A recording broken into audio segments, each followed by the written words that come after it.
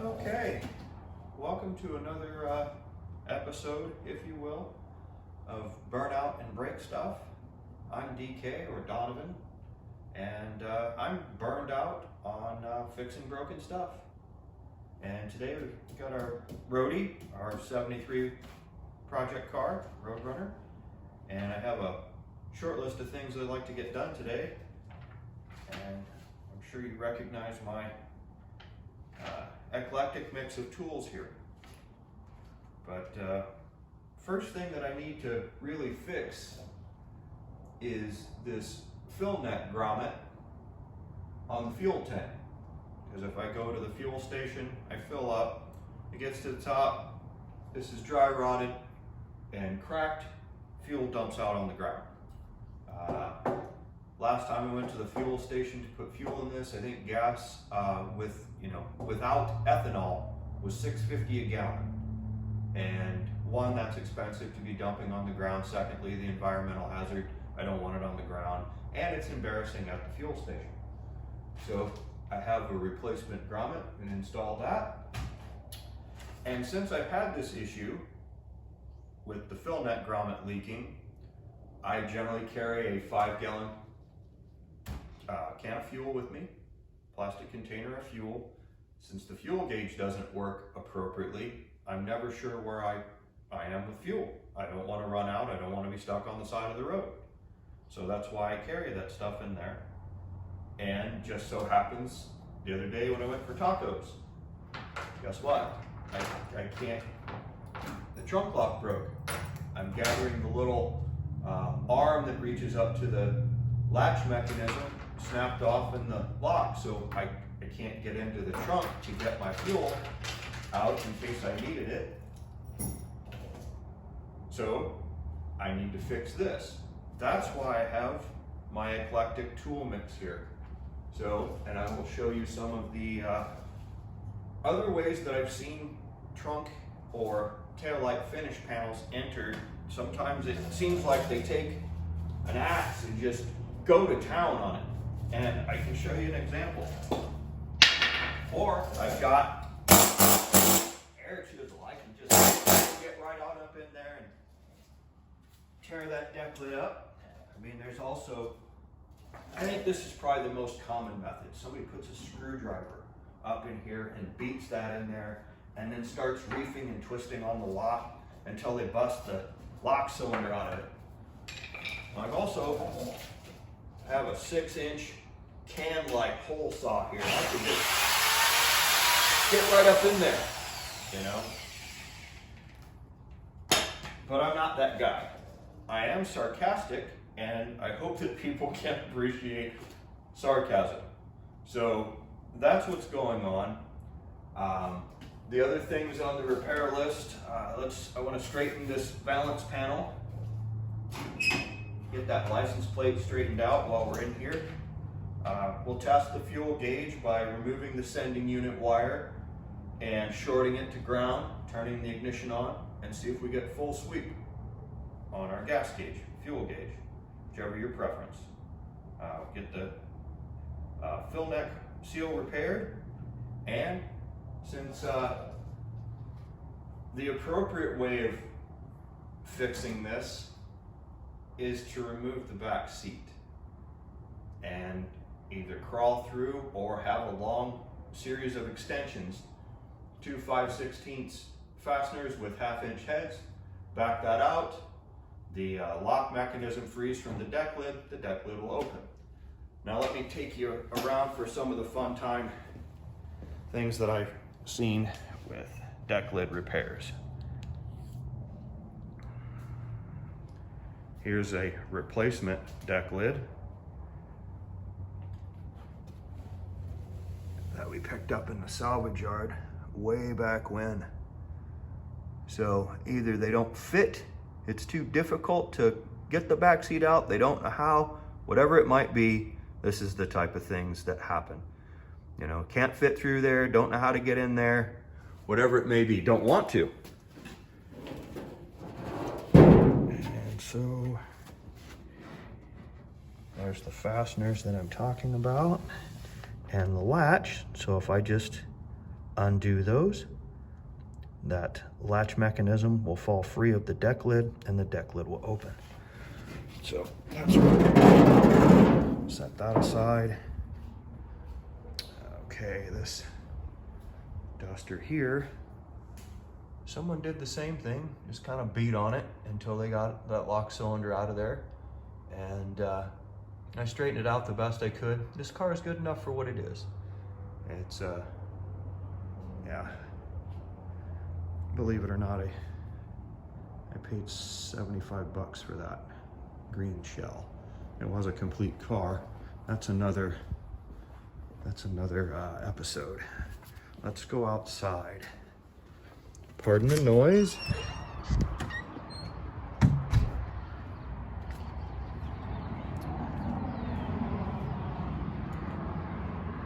Now sitting under this tarp right here is a 1973 Dart 340 Sport. I have the numbers matching engine for this car, not the numbers matching transmission. I bought this car in boxes. This is what I'm talking about, what people do to get into a trunk. Now, the ironic thing about this particular car is it has the Space Saver package, which means it has a fold down rear seat.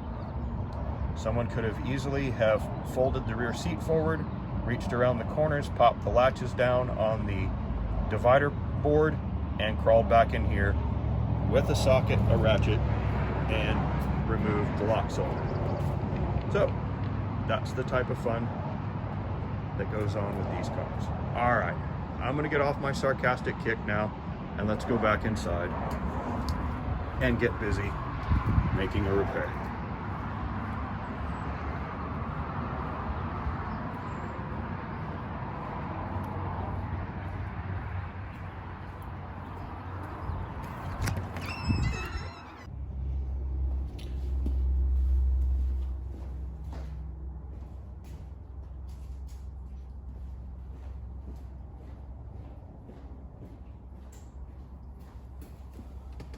Alrighty then, let's see if we can get this lower back seat section out. I'm supposed to be able to push down on it and back. Okay, don't crash the console. Alright. My dad had body shops most all of my life, and between 80 and 82, when I was 10 and 12, he taught me to do stuff like this. So yeah, get this one out of here. Side.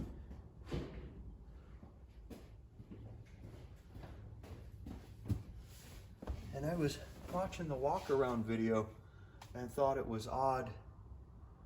I don't know, maybe you can see there's these buttons in the back seat, and this one's missing, and there's no hole where it would have been.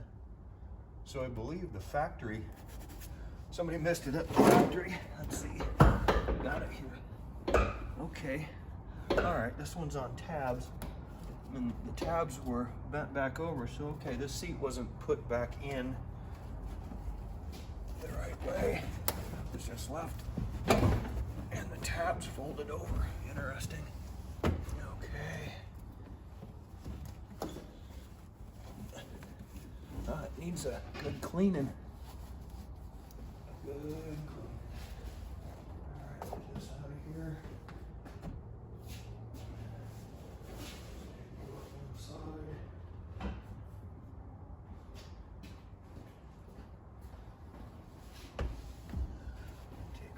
Board out. I don't know what kind of nightmare that's going to be to get out of there.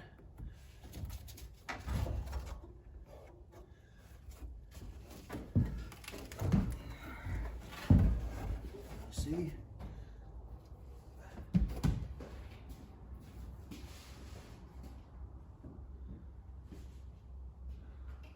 Round and check. Yeah, you can see in there. Let's see if I can slide this over here a little bit more. And right, there we go. So you can see there's enough room for, I'm 5'9" and $175. I can fit in there.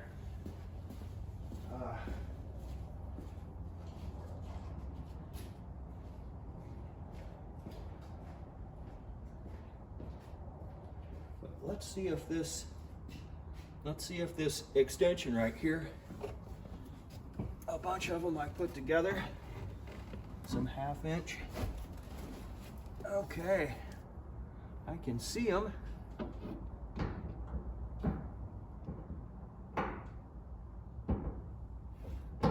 Not sure what game. There's got to be some type of game that was made about stretching stuff, and look at that.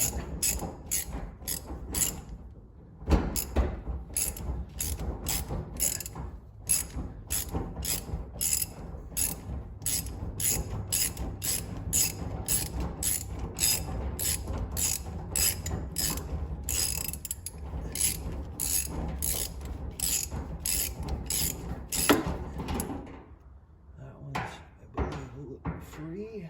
Didn't fall out of there. Gotta get the angle of the dangle is directly proportional. Yeah. Well, that one just got toppled out. That one didn't fall out yet. The ratchet fell off the socket, fell off the fastener.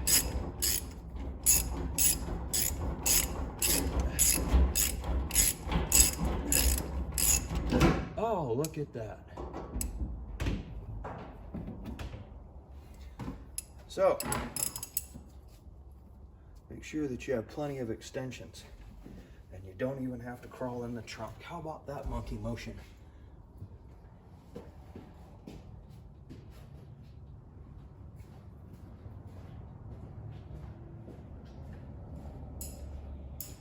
Set this traction aside.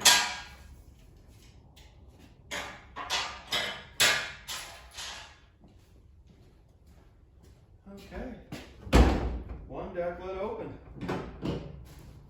Yep. And sure enough, as I expected, this broke off from the lock cylinder. So I'll have to see what else it'll take to repair that.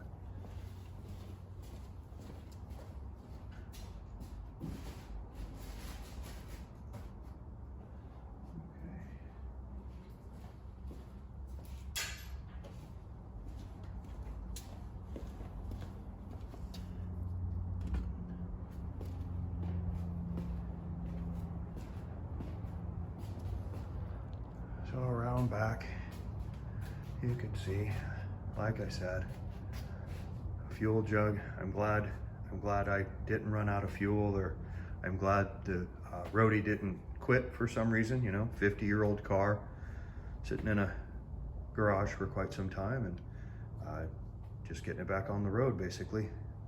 And so in case I needed any tools, they were back there as well. All right, let's move on. Okay, let's remove our supplies from the trunk. Fuel canister here. Siphon pump for getting it from there to there, since a funnel is a fun use of that. Trying to get fuel in there.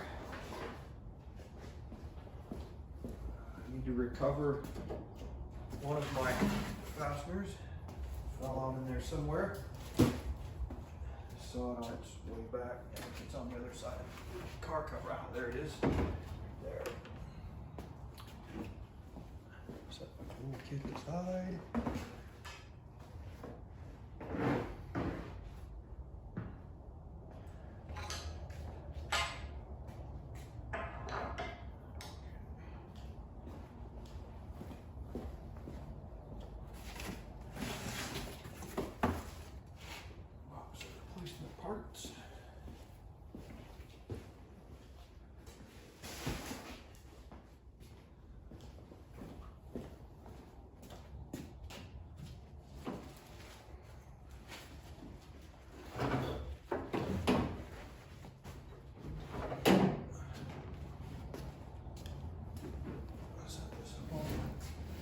adjuster bench, and I need a screwdriver to release the latch, and a colossal 1 5/16 inch socket to remove the lock cylinder from the deck lid.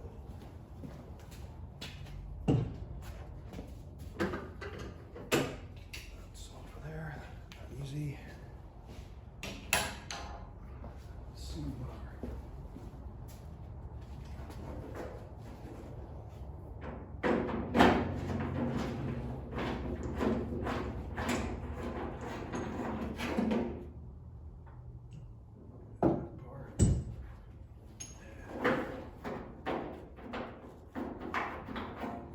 Gasket still left in there. Oh yeah, broken.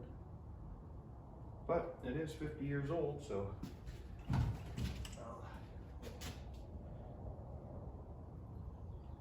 I can get the lock cylinder out of that and swap the lock into the other one so I still have the original key. I believe the round key also locks the glove box on this car.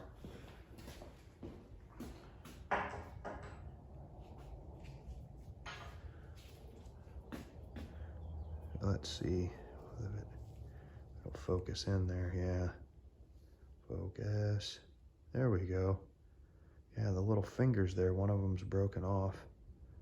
The pin's missing that held that on there, so I'll have to source a replacement.